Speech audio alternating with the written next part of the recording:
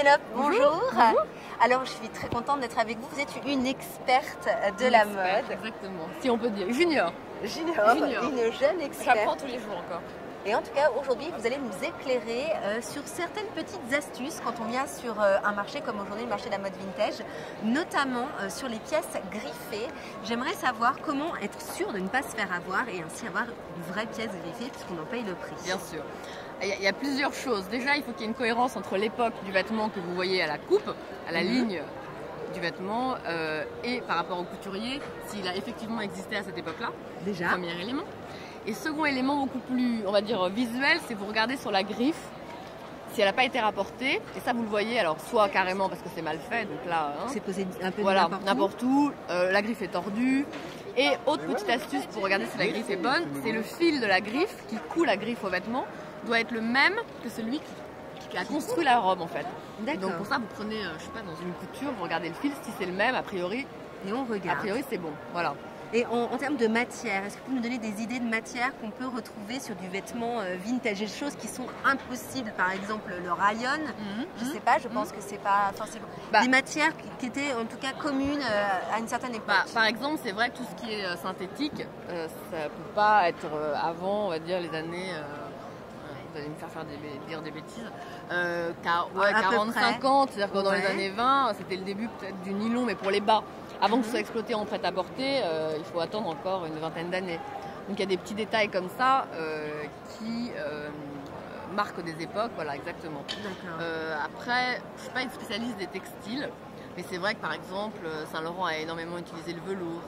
Après, voilà, vous connaissez un peu le style des couturiers. Il faut quand même, avant d'acheter, votre conseil, c'est aussi de se documenter, de savoir un petit peu de quoi on parle, sinon on a risque de se faire avoir. Donc déjà, avoir une connaissance dans la mode, ça peut aider. Oui, et puis en fait, quand on aime le vintage, je pense qu'on s'intéresse également, on feuillette des bouquins, on va voir les expos, etc. Et au fur et à mesure, on apprend, on apprend. Comme vous dites, on apprend tous les jours. On apprend tous les jours, exactement.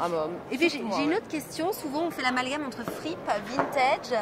Alors la différence peut-être pour nous éclaircir sur ces deux termes. Alors on va dire que c'est une question de gamme de vêtements. Alors comme ça je vous dirais la fripe c'est plus sportswear. Ça va être tout ce qui est jeans, sweatshirt, veste en daim, il y en a eu beaucoup dans les années 60 et 70, cuir, etc. Et ensuite le vintage on va dire que c'est plus sophistiqué, alors soit parce que ça vient d'un couturier ou d'un créateur prestigieux, il n'y a rien à dire. Soit parce que finalement votre vintage, on peut pas parler de fripe pour une robe des années 30 qui est non griffée, c'est pas comme ça. La fripe c'est un côté un peu comme stock, il y en a beaucoup, américain, voilà, un peu, exactement, les surplus. Généralement la présentation est peu soignée et les vêtements sont pas en bon, sont peut-être en bon état, mais en tout cas ils sont froissés, en boule, voilà, en boule, ça donne pas etc. Envie, ça donne pas envie, mais ça donne envie aussi parce qu'en général la fripe est moins chère que le vintage, on va dire, et on peut en faire des trucs vachement bien en leur filant un petit coup de ciseau. En reprenant l'emmanchure, etc. Souvent, on modifie un peu les vêtements. Donc en fait, la fripe peut être customisée et retravaillée, alors que le vintage, on le garde. Le vintage, en fait, on va dire oui, on peut le retravailler, heureusement, mais il y a des robes, vous avez une robe Mondrian de Saint-Laurent, vous n'allez pas vous amuser à la raccourcir. Il y a un côté histoire de la mode, ou pièce phare dans l'histoire de la mode qu'on a du Il y a un côté respectueux. Voilà, on respecte le travail du couturier et on ne va pas s'amuser à filer un coup de ciseau. Mais ça, c'est pour, on va dire, allez, je sais pas, 5% des pièces. Le reste du vintage, moi, je me gêne pas pour trafiquer. Remettre du bouton, remettre de Souvent, c'est une question de proportion. Hein. La pièce est tout à fait portable et moderne. Il suffit de raccourcir la jupe, reprendre l'emmanchure et rejouer sur la taille. Exactement. Et c'est qu'une question de volume. D'accord. C'est pas pour les matières que c'est problématique. C'est volume à moderniser et surtout, je pense que le corps de la personne qui l'achète, elle va mettre en valeur des choses... je sais pas, un cou, des jambes, etc. En traficotant un peu la pièce pour se mettre en valeur soi, parce que c'est ça le style aussi, c'est mettre en avant, savoir ce qui vous va bien après tout. Et ne pas hésiter à fabriquer une ceinture avec le bas de la jupe pour créer du volume. Et en fait la réactualiser, la détourner un petit peu. En fait, il ne faut pas se gêner, je pense. Parce qu'en France, on a un tel patrimoine vestimentaire, je trouve ça très intéressant de réutiliser de l'ancien, qui peut être un peu ringard tel quel, sauf que vous raccourcissez la jupe, vous faites une ceinture et votre robe, elle devient hyper sympa, hyper facile et hyper tendance. Voilà, exactement. Alors maintenant, j'ai une autre question. Vous avez fait votre petit tour aujourd'hui au marché. Est-ce que vous avez trouvé une pièce qui vous a fait craquer? Ouais, j'ai trouvé pas mal de pièces malheureusement pour moi.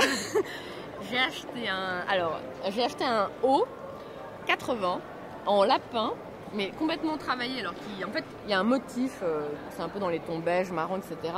Travaillé à la verticale, à l'horizontale plutôt, avec des manches chauve-souris, et vous l'enfilez comme, c'est un manteau en fait. Et on l'enfile comme un poncho. Et comme un poncho, sauf qu'en fait il a vraiment des manches. Voilà. C'est des manches chauve-souris. Des chauve-souris, exactement, tout en lapin avec un motif. Ça c'était pas mal. Donc très 80 ça. Très 80, et j'ai trouvé un ensemble Saint-Laurent pas mal, jute pure et petit boléro, velours, bicolore noir et vert. Ravissant, ouais, très joli, très joli. Sinon, qu'est-ce qu'il y avait d'autre? Une paire de chaussures Salomé, vachement sympa. Qu'est-ce qu'on a acheté d'autre? Des trucs pour hommes aussi. On a acheté un blouson en velours côtelé marine, Daniel Echter, pas mal.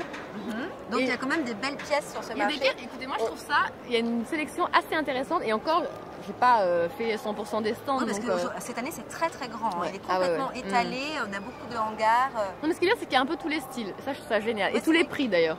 C'est vrai, et toutes les gammes. Aussi. Voilà, on peut négocier, exact. Et on peut négocier, et négocions. Et c'est le grand plaisir. C'est ça qui est drôle. De ce week-end. Ouais, exactement, c'est vraiment super.